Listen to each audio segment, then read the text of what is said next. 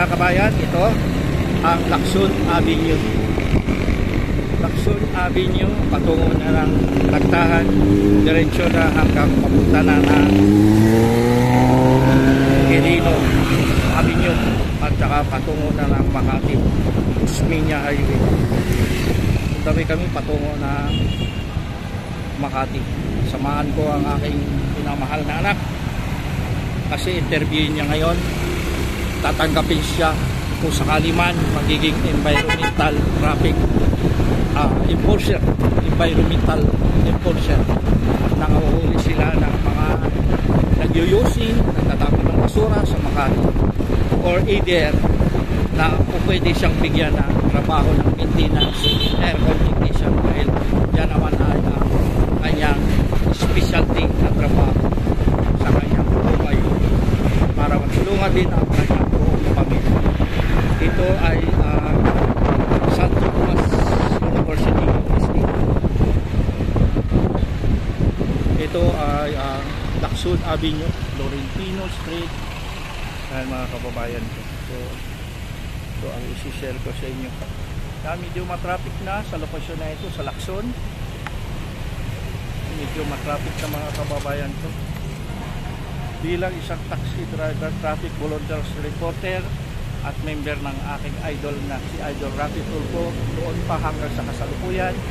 Kumusta ang aming mga kasamahan ng mga traffic enforcer na mga volunteers sa TV5 before?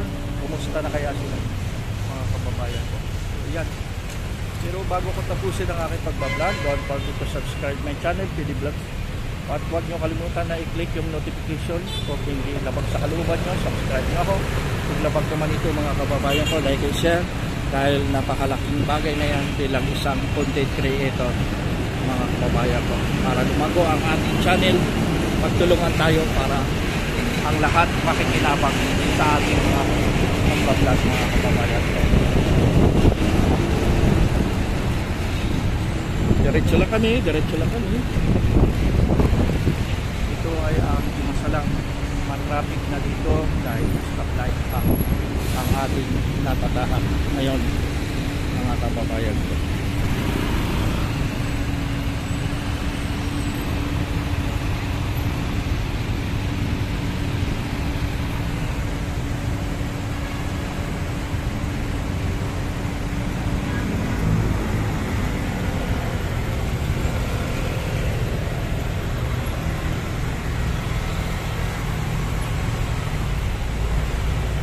Kaya naman ang kabayan, Espanya naman yan, Espanya Boulevard.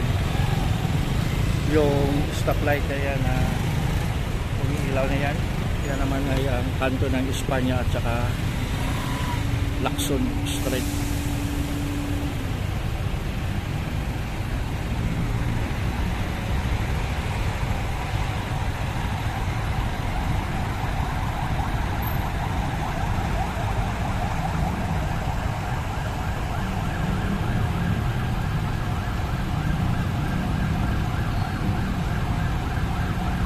Sundan nyo lang ako mga kababayan ko. Maraming salamat. Big love shoutout sa lahat ng mga TikToker members, Millennials Group, tsaka sa ating mga kababayan, mga OFW around the world, mga kababayan natin na namumuhay sa ibang bahagi ng ating mundo. Kumusta ang lahat? Happy birthday sa may mga birthday sa mga oras na ito, sa pitsang ito. At happy anniversary day sa mga kababayan natin na nagmamahala, walang humpay sa kanilang pagsasama ng kanilang mga buong pamilya, asawa na nagiging masaya sa kanilang pamumuhay. Happy anniversary sa inyo lahat ng mga kababayan ko. Yan, may ambulance dito sa likuran ko kabayan, galing siguro ng UST hospital yan.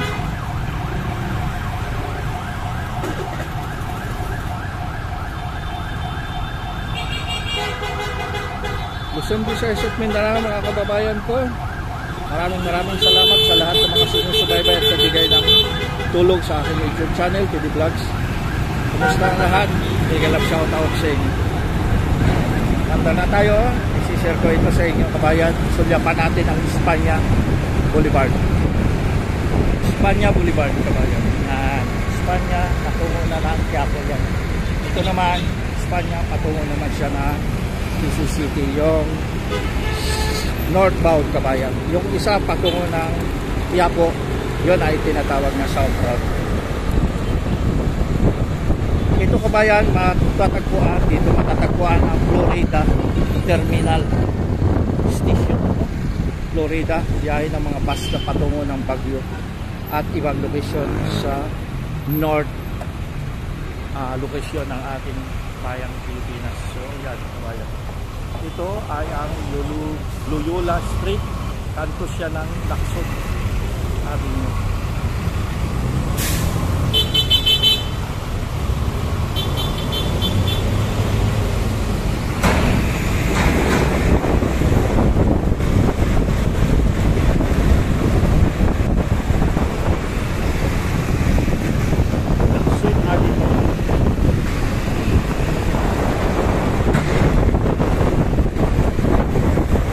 Mahangin tayo ngayon kabayan kasi nakamotor lang tayo, hindi pa tayo makakabiyahe ng ating minamaniho ng taxi kasi nagfile ako kabayan pala ng sickness sa SSS kung ilang araw o ilang linggo maaprubahan ang aking tinatawag na file ng aking sickness sa SSS. Ganon din ang araw.